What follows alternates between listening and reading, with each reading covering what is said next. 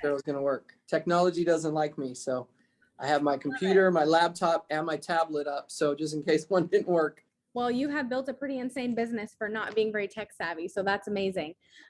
Joe, I am just beyond honored and super, super excited and grateful that you could come on with our agency tonight. I cannot thank you enough for taking time out of your Monday night to do this with us. I obviously know who you are. You've been someone that I've looked up to forever. But for anybody who might not know, Joe, can you give us the quick backstory on your story with FFL? Sure. After listening to you for the last 15 minutes, I was like, man, I need a Red Bull because you just bring so much energy. That's exciting. So for your team on here, you guys are very lucky. My background's very simple. I didn't have a sales background. That was it. I was in the military for a number of years, got out, and was a stay-at-home dad. My wife had a very good job after the military. She was in with me. And I definitely wasn't looking for insurance. That was for sure. And it took me like 8 months to get my license, not because I couldn't pass the test, just because it wasn't important to me. So for those of you who have people in pre-licensing that you know, maybe usually it's your warm market, sometimes it's cold market. It's just timing. So don't give up on those people because 8 months for me to get my license. But anyways, so not only was I in the military, I was so far away from sales that I was a cop in the military. So I don't know about you, if you know any cops, usually those aren't used in the same sentence, law enforcement and sales, right? They usually don't have to sell you on an idea. You just do what they say, right? So there's no selling involved. But I seen Family First Life basically through Trey Honeycutt. Most of you on the call know who Trey is, integrity partner, but just all around good guy. I called him up when I got my license and I said, hey dude, I got my license. He was like, hey dude, I got my license. And I'm like, cool. And he was like, I'm going to go look at this company. And I said, well, if you're going to look at it, I'm going with you. Right. And so basically I recruited myself and me and Trey looked at Family First Life and got started. Not when the company first launched, but pretty close. We were like at the end of the first wave. So I want to say it was like September of 2014. So back when we walked up hills both way in the snow barefoot with one carrier, right? So I got to watch everything happen with Family First Life. It's been exciting. That's it. That's amazing, Joe. So Joe, you've obviously done, everything that there is to do. And you, like you said, have been here, since a lot earlier than any of us have. And so you've seen a lot of stuff. You've been very good at sales, but one thing that you have done particularly that is building your agency. And so I'd like to talk to you about that tonight if we can. You've been particularly effective with cold market, licensed agents. Can you talk to us kind of like, how you locate them? What does that process look like? And why, and Joe, why is it so important to you to share the opportunity? Let's start there. Yeah, absolutely. So I will tell you this. Cold market and recruiting is a process. It doesn't just happen as an event. I like to tell people you got to know, like, and trust. Know, like, and trust. So write that down. Know, like, and trust. That's how you get people to move.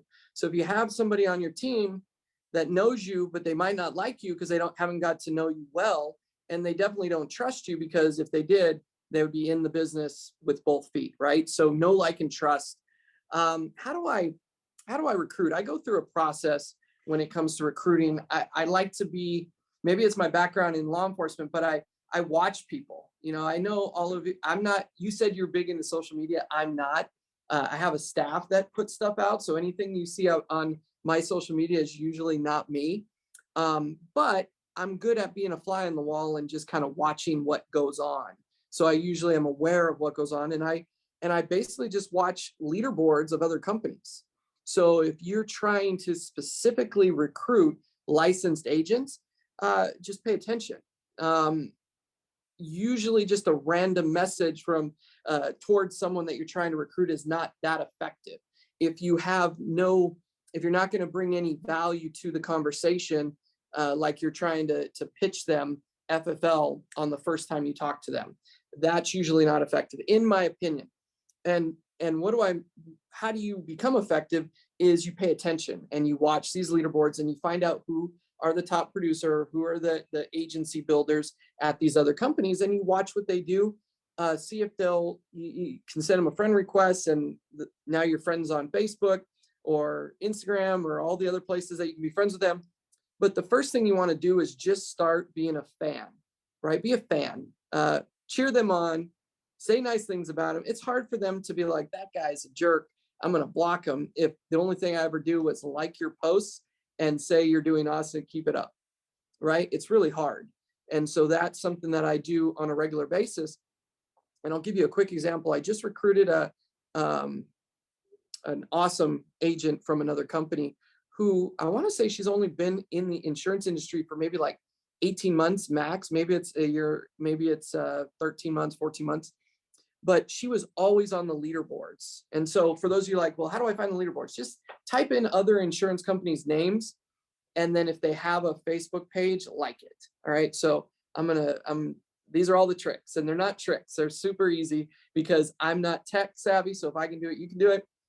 And they'll tell you who their agents are because they recognize them and their leaderboards are there, right? So, and a lot of times they're posting first and last name.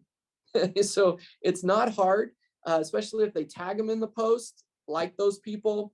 If they don't have their audience or their community kind of private, you can see that, and then you can friend all those people as well that watch that page, right? So that's how you kind of start getting in those networks, getting in those circles, right?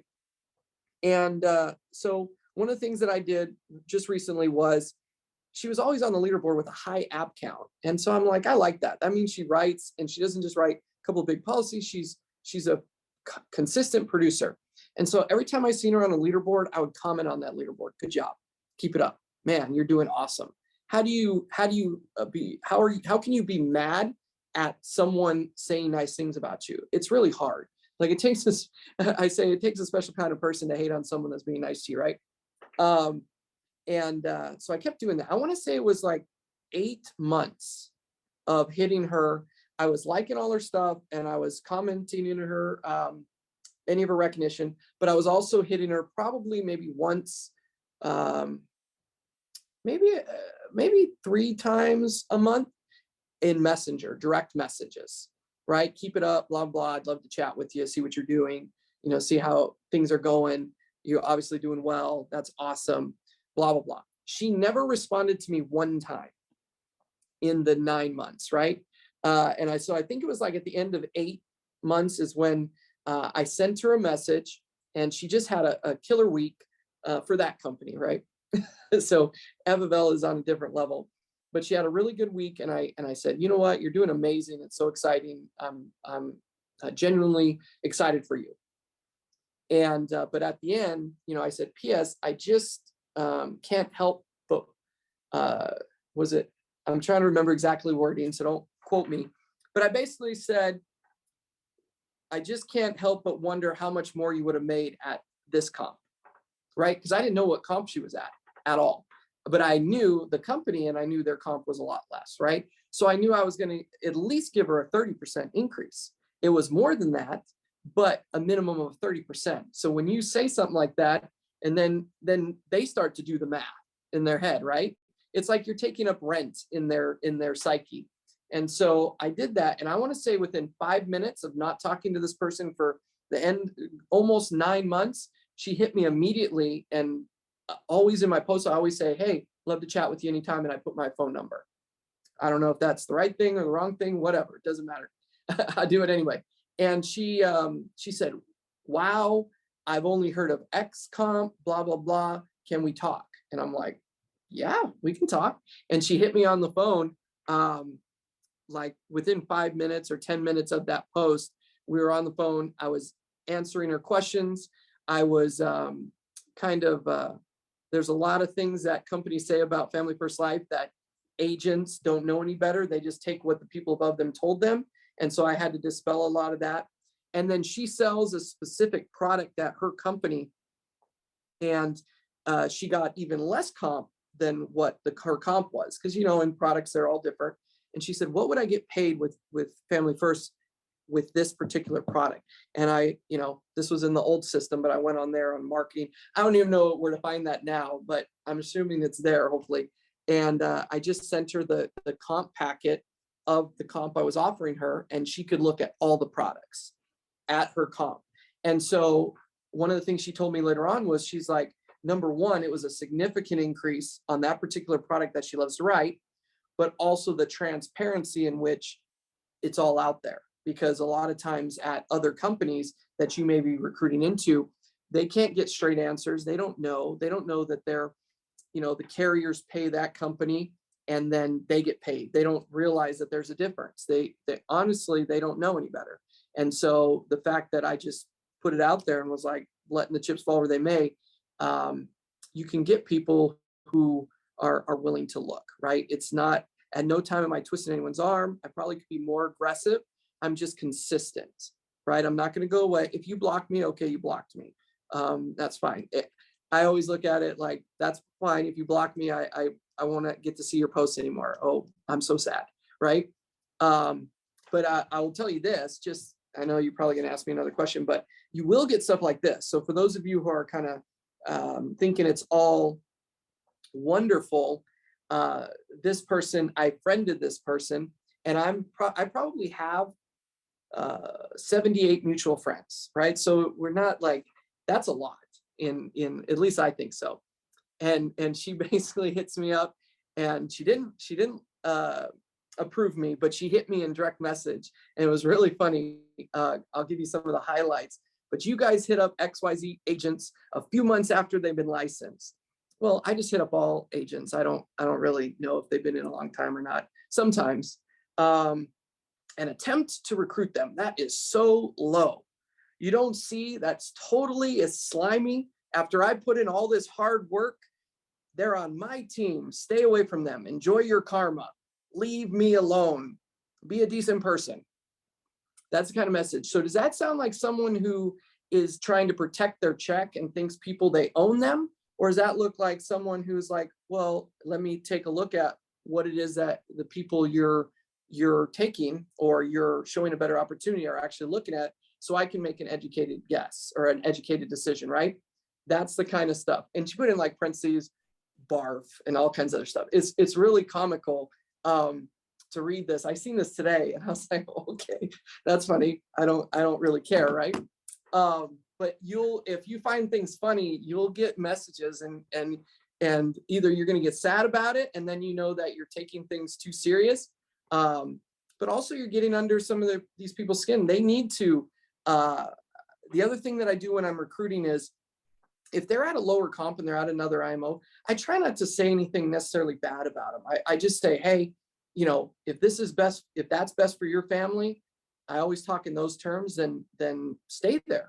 We can still be friends. The good news is about where I work is I'm comfortable with where I'm at, and I don't mind being friends with people in the industry. We're in the same industry. It's a great industry, but you'll find that if you tell anybody from your company that you're talking to me, you're going to see, how things are going to change very quickly on how evil we are. Right. And I just try to make sure that they know that whatever they decide is if it's best for them, it's fine for me. Right. And then if you haven't wrote this down, I would write it down. So I try to think in terms of this. It's WIIFM. What's in it for me? Now, if you're talking about yourself, that's very selfish. That would be the wrong thing. But you need to think in terms of what's in it for them, right? So when you're talking to them, gather information about what it is they're doing. How are they doing? Are you struggling? Are you getting the coaching? Or, finances? Do you have another job? Do you think you should get a job? I talk in those terms like they're already on my team already. When I talk to them, at no point am I trying to pitch FFL, because it's just, we don't need to. We have the best opportunity by a long shot. And at every facet of Family First Life, we're better. And, maybe that's arrogant. I don't care. Every facet of the business, we're better. So there's nothing that they can hit me on that I'll be like, yeah, I hear that. And I hear that said a lot. I like to use that term. I hear you, and I hear that said a lot. So you can look at it like that, or you can look at it like this and have an alternate point of view to show them. So, and if you're not good at it, if you've built a connection, know, like, and trust, and they have communicated with you, and You didn't try to close them out. This isn't selling. You're selling, but you're not selling like you would in the home, right? You close someone out because they need to make a decision and you need to do it for your family right now, right? With this, it's if I convince you to do something, then I got to convince you to get your license, or I got to convince you that getting contracted and it's taking a while because your company won't release you, or get you to buy leads, or all these things. I don't want that. I want to provide enough information and enough perspective that you make a value judgment for yourself. And one of the things that I would recommend you think about is if you're going to give them a raise in the business, and I can talk a lot about that because that's something that I do. I give out higher comp probably than I should, but it allows them to build their business, right? Then they have no excuse. I'd rather give them a higher comp than they deserve, so they have to rise to the occasion. And if they fall flat, it's literally they can make one of two choices. They can lead a life of responsibility, or they can lead a life of blame, right? And those are the only two options. It's either I'm taking responsibility or I'm blaming others for where I'm at.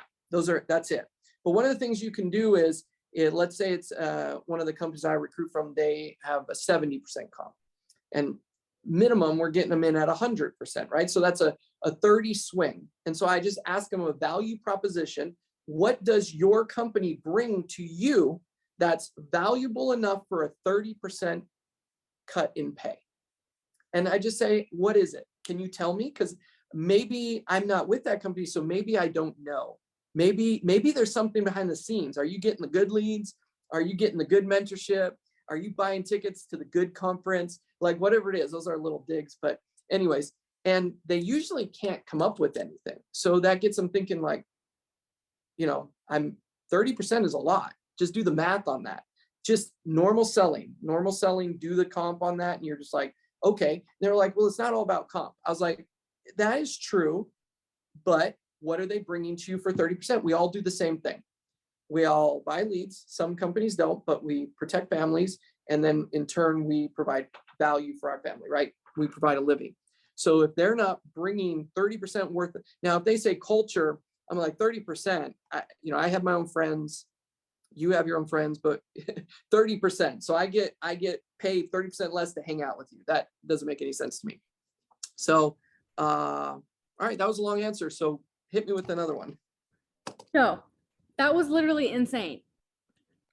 Like I literally been taking notes, scribbling in the chat, because it's not very often, like a lot of times, Joe, people just say like, do this, but they don't give us like the specifics. So that was really incredibly helpful.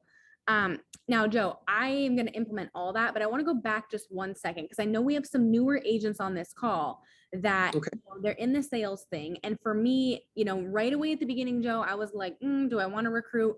And when I started to do it, when I started to share the opportunity, and something I love that you said is saving agents, what's best for them, is it really had to come from the heart.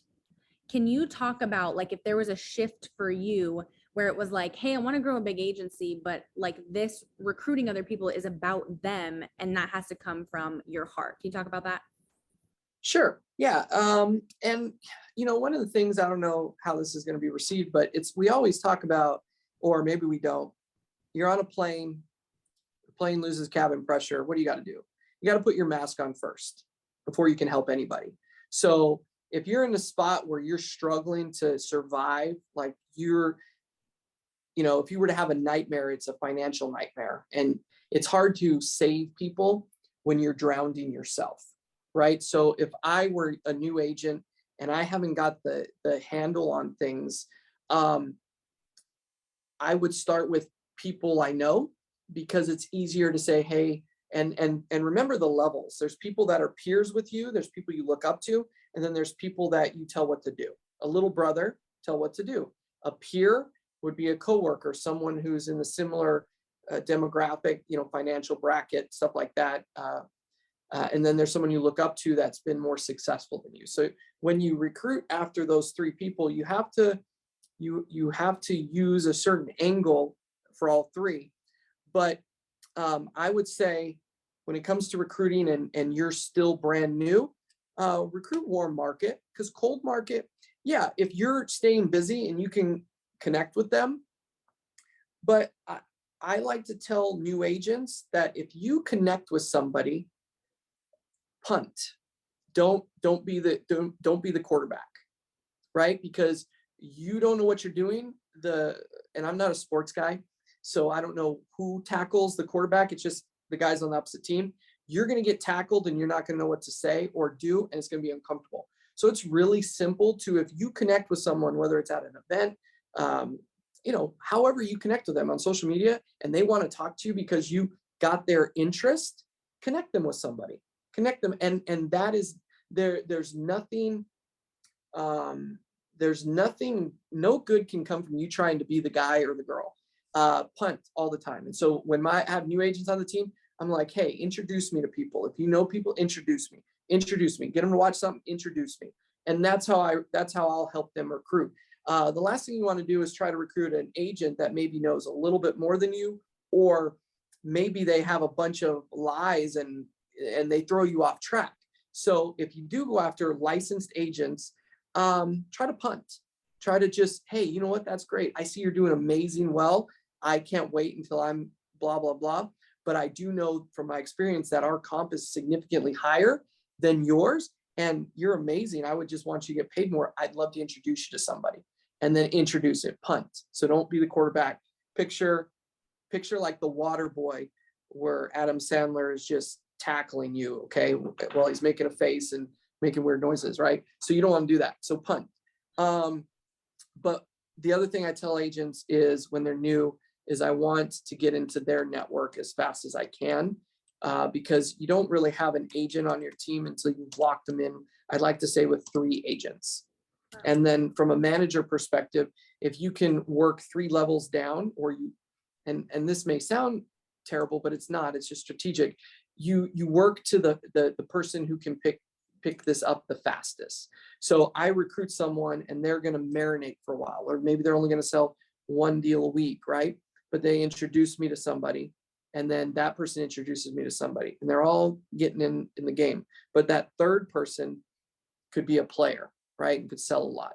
I'm going to go whoop to that third person, and I'm going to work hard with that person. And if I can get them to sell a lot, the 2 agents above them are going to, 1, not quit as easily, because in this game, the only way you fail here in this industry is by quitting. It'll keep them in longer. But there's something more powerful than hope of gain. There's fear of loss, right? Hope of gain, I hope to gain something, right? But fear of missing out. And so sometimes you can go like that. And it's hard to do that if you're cheap on comp. So I hope I'm not stepping on any toes with that, but if you're cheap on comp, it's hard to go levels deep that quick. And you might miss out on somebody because you couldn't give them a comp, right? It's just that simple. And never have a scarcity mindset, because there's a bunch of people, that could do this, that don't even know they could do this, right? So I can recruit anybody. I do look for people I know, like, and trust. I do try to hire people that I see align with my values, align with certain things, because the last thing you want to do when recruiting, and maybe this is off script, but if you just hired someone and you don't want to answer their phone call, is probably the wrong person to hire, because if you hire them and then you dread picking up the phone, you hired the wrong person. Okay, so that's one of those things. I would love to be. I want to pick up the phone, and I'm happy to pick up the phone. I'm happy. The other thing about how you build in this business is building layers of leadership. So within my team, and people sometimes, it's pretty funny. I want to say he's done such a good job that people think I'm on his team. Stephen Yee, SkyPoint, Steven's on my team. And most of you are like, wow, Steven's on his team. Yes, he is. And so layers of leadership, right? And so I have other organizations that my phone doesn't have to ring. Like, if it does, it's because there's something that they couldn't, I'm putting out fires or whatnot. But and if you go too wide too quickly, sometimes you can be overwhelmed, and it'll distract you from putting on your mask and making sales. But then again, there's other thought that you don't know who your players are going to be. And so sometimes I handpick them. Sometimes people rise to the crop that you weren't expecting, but also I pick the people that I know, like, and trust, and I move them to a position of leadership, and then I'll stack them. I'll give them agents, right? Because I'm very good at recruiting, and um, I don't have the patience of a saint. So I have this. It's funny, and I'll tell you this. You guys can all laugh at me later. Is I have like a 2 week or maybe a 3 week attention span. So if I get you in, I'm going to lead you to water. I'm going to get you contracted. I'm going to do a leads game plan with you. I'm going to may or may not purchase leads for you or whatnot. I'm going to help you, and I'm going to coach you through, and I'm going to get you. I'm going to connect you with other agents. That's something else. Connect your new agents with people not necessarily their direct upline. Connect them. You can write this down, but everybody in this business who's being successful has one piece of the puzzle that you can take. Now, I may be your coach and may give you a ton of information, but I'm still just one piece. And in order to have a full picture of what you can do in this business at FFL, you need to gather pieces of the puzzle from other people. So if you're not networking within the business, you're really hurting yourself. So when I hire somebody, I tell them, hey, you might get tired of hearing my voice. And frankly, you might not like me after you got to know me, right? So I'm going to introduce you to this person and this person and this person. I would encourage you to reach out, introduce yourself, be positive. Don't be a nag, because no one's going to answer your phone if you're negative, because we don't have to. You don't work for us. We're business partners, but you're not my employee. I'm not your employer. You know, and we can pick and choose who we help, right? It's just kind of that simple. And that's what I do. I encourage them to connect with others, because then they can hear it from other people. Wow. There you go. That's fantastic, Joe. And I think what is so important to me is, like, I love like how transparent you are about everything, but also coming from a place of like, guys, FFL is going to grow either way. That's no secret. Joe's going to grow. We're going to grow. It's like our obligation to reach out to people to let them know about this opportunity. So, Joe, I used to be like, when I first started, I would get kind of self-conscious, and I would be like, that person's bigger than me. I don't want to recruit them. And I had to switch my mindset to be like, it's selfish of me if I don't do that. So I love everything you said, and you've taught us so much on how to attack that very specifically. Now, Joe, so you hire an agent, you get them started. What are some of your tips for some of our agency managers and honestly brand new agents on here, so we're getting rolling, of like, okay, I did the recruiting, I got the person, and they're in. Now, what are the steps that I take to get them going fast? You know what? Sometimes I ask myself that. You know what I mean? Because I want to say it's hit or miss, and it really comes down to all you can do is all you can do, and all you can do is enough. Because you can't make the calls for somebody. You can't force them to buy leads. You can't force them to get better. You just have to be. One of the things that I do that I think is very helpful is I'm honest with them. I'm honest with them about what it's going to take. And so I just tell them, I was like, hey, in the beginning, you're going to suck, and you're going to keep sucking until you don't suck no more. And so how long that takes is up to you. So if you get around the environment and you can tweak it, it just depends on how willing you are to be uncomfortable. That's it. The more uncomfortable you are, the faster you'll get better. And so if you want to, but the one thing that will kind of have egg on your face is, don't be the new agent 6 months from now. See, it's only cool being the new agent and not knowing what you're doing and not good when you're brand new. I was like, in 6 months, you're kind of like old news. It's not that we don't care about you. It's just you're still a brand new agent, but you've been here 6 months. What do you? So I just tell them, in 6 months from now, if you're like, what's the link for America? Or, you start asking me questions like that. That works if you're a brand new agent, because I'll take that. If 6 months from now you text me that, I probably am going to delete and block your number, because I'm like, wow. And and no one's going to tell you this, but if you're here and you're not, you need to do a very good job of calling whoever it is you work with, or if you've already given a lot of lip service on what you're going to do and you haven't done it, probably network and talk to someone else who doesn't know that, so that they'll help you, right? But get yourself spun up. It's your obligation to kind of learn the business. It's not my obligation to teach you. It's your obligation to ask. But that doesn't mean that I don't equip you and I get you the tools. And I'm also a big person on to sit back. Like I have this agent, I think is really sharp and could do very well because I've talked to him a number of times, but he hasn't, I know where he's at, but I'm wondering how long he's going to wait before he reaches out, or I'm going to see if he's going to quit. And I'm okay with either, right? You have to be, the best thing you can do for a new agent is be okay with them quitting, because the only way you fail at this is if they quit.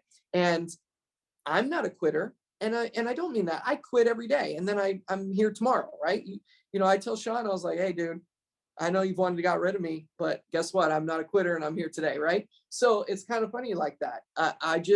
If you show up and you allow yourself to get better, and also it's uncomfortable.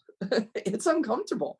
But if I have agents that are like, I don't know how to use the CRM. That's why I don't buy leads. I'm like, okay, well, how many times do I have to show you how to use the CRM? Right. And that's the other thing. If your manager has staff that does certain things, so for me, like I said, I have a shelf life, and I'll explain to you how that works. But I have certain staff that do certain things. I'm like, hey, I'm not good with tech. Get them so they have access to CRM. So when I have my leads call with them, they can log in. Because if you can't log in, I don't know what to do for you. I want to throw my computer, because I'm like, I don't know what to tell you, right? I'll throw my computer because I'm frustrated that you can't log in your computer, right? And then I'll show them the deal, and I'll show them, I was like, do you have any questions? You need this, you need that, right? This is how you buy leads. You should be on WorkSpots. It's $99.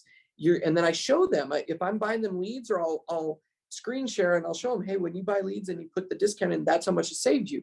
So if you don't want to be on WorkSpots, that tells me that you don't want to buy leads. If you don't want to buy leads, how are you going to do this? Right? So if you're not on WorkSpots, what are you doing? Now I have agents that they're literally chasing the best lead. And I'm like, well, good luck. That sounds like chasing a unicorn. Like, okay, all leads are good and all leads suck. I don't know, after 7 years of being here, I don't have an answer for you. They all are great and they all suck, just so you know, because an $80 lead that tells you they didn't fill it out or they're not interested sucks. And someone who says something online that, hey, I didn't fill it out, I don't know what you're talking about, stop calling me. I'm like, people don't usually get called about something that didn't do anything. Like you are a victim of identity theft where all they did was put your information to protect your family. That makes a lot of sense, right? So it all sucks, but one sucks at 80, one sucks at 11, right? It's just depends on what you're good at, what you want to do. But as a new agent, I would say the best thing you can do is work on how you come across to the people that you want help from. So I know, there's been a couple of times in my career that, where I was in my head was portraying in a certain manner that if I could have seen that, I probably wouldn't have done that, because that wasn't my intention. It's just, I was in my own head. So be honest with the person. So if you're a new agent, you need to be kind of transparent with the person that you're working with, because that's where the know, like, and trust comes in. If you don't know them, you don't like them, and you don't trust them, you're not going to open up. You have to let them know, like, hey, I'm stressed out because I got these things going on, right? Now, they're not a therapist, but at least they know where you're coming from, right? Because one of the things that happens for me is I'll take on your stress, and that's just my personality, and I'll try to fix it, right? And challenges can't be fixed that easy. Like, even if I told you the answer that I think worked, you still have to make that change, or I'll throw money at you. So some of you are like, hey, my agents are broke. Okay, I've bought leads for broke agents and they still didn't do anything with it, because it wasn't necessarily the leads. They had to commit to calling the leads, right? The worst thing that could happen is you buy leads for an agent and they say, oh, these leads suck. It's kind of like, as they say the word suck, like my fist is coming in the phone and slapping them, right? That's what I picture. So I'm like, oh yeah, some people do think they suck, but more than likely it's you that sucks, and you need to get better. And you got to be okay with telling people that. And I don't want to say I was good at that in the beginning. I wasn't. I would hold it in and just like, oh, don't talk to me ever, right? So you gotta have a good sense of humor. You gotta be okay with telling people the truth. Um, and then one of the things that I learned, that there's a 30-day period. I want to say maybe it could be a little longer. It just depends. If I pour into a new agent and I, they know how to log in the CRM, they know about work spots, they have bought leads, they know about our daily Zoom. We have a virtual, and I definitely was not on board with virtual nothing. Like I can't even spell it. I don't even like Zoom. This is not comfortable, right? But we now have a weekly virtual Zoom Monday through Friday where people are doing live dials, one call closes, coaching, because there's different leaders that are on there. It's amazing. And you also have high touch or high tech that also is high touch. Now you can see people, and it kind of provides the best of both worlds, because when it's just high tech, the trust factor is not there. So having Zoom where you can connect is really really important. So but what I do is, after I've given them everything, now I sit back and I kind of just see what they're going to do. Right. I'm not going to push them. I'm not going to call you and bug you. I'm going to see what you're going to do. Right. And if you don't get going doing what you're doing, okay, I'm fine. So what I do is I just talk to my staff and I'm like, hey, once a week, put them on your list, and you're going to call them, check in, and you're going to tell them the Zoom. You're going to tell them this, you're going to tell them that. I'm going to leave them alone because the next 30 days, they're either going to quit or they're going to do something. And you don't know. It doesn't matter what I do, right? It doesn't matter what I do. But if they make it past that, say 30 days, 45 days, they're not a quitter. And I have no problem. I kind of jump back. I actually love those agents. I love it. I call them up and I'm like, hey, what's been going on? And it also allows them to know that you don't need them.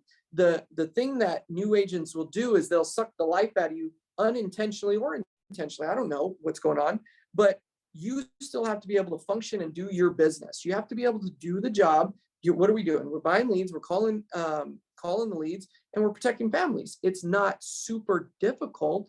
And so if I've given you what you need, I've led you to water, and now you have to drink. You're thirsty, you're dehydrated, and you're not drinking. I'm like, hey, that's a slow, painful death. I'm going to check out for a little while. My staff, because they work for me, they have to call them, right? And just invite them to a call, say, hey, there's a call going on, whatever they're promoting, just to see. And they'll tell me, hey, this person's not answering the call anymore. I'm like, oh, the birds must have got them, right?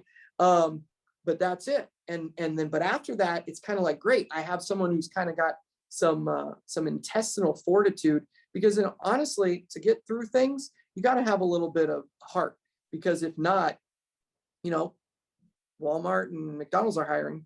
I always tell people that. I'm like, hey, I've never, and if they're young enough, I say Uncle Sam always hired. I'm always plugging the military all the time. I'm like, dude, 11 Bravo all day long. That's that's Army infantry. They will they'll rather sit on the phone and make calls after they've done some of that, some marches and whatnot. And I wasn't in the Army, by the way. That wasn't a dig. I was in the Air Force. Thank you very much. So, but anyways, I don't know what time we're supposed to be done, but what else can I do for you? I knew you were good, but I did not know you were that good. That was seriously incredible. I literally wrote down everything you just said, and I'm going to put it in my phone, and I'm going to read it every morning when I wake up. The leads don't suck, you suck. That's gonna be my new motto. Joe, first of all, with everything you've told us, first of all, thank you for your service. Above everything, thank you for your service. But also, I cannot explain to you how much value that just brought to us. And I mean, people are dropping in the chat, like, can we have him on again next week? We have not had a call that genuinely brought this much value to us in a very long time. So I know people are fired up. I can't thank you enough. I could have you on for another hour, but I think people got to get back to dialing. So Joe, again, I am humbled and honored, and I just cannot thank you enough for all you brought to us tonight. Hey, last shameless plug. I'm running the Dallas Fort Worth office. So if you're on work spots and you're in the area, come out. I'm literally going to live here 6 days a week. It's me. I've got 18 offices. I'm running the show here. So if you got agents in the Dallas Fort Worth area, we're not selling the building. I took it over, and you guys are. Okay, well, Joe, I was going to reach out to you tonight after this call. We're actually going to be there on May 30th with our whole team doing a dial day, if that's cool with you. Yeah, there's like a million spaces available. So Okay, it's guys, well, literally me. I have, I'm new to Texas. I don't have a team necessarily here, a few agents. So it's wide open. We're building it from scratch. So you're more than welcome to. all And right. if I can help in any way, I'd be more than happy to. All right. Well, we're locked in, you guys. So you heard that May 30th, when we do our dial day, Joe Miller is going to be there doing a training with us. And we are super excited, Joe. So we will pack the house. And thank you so much for having us. And you are the host of the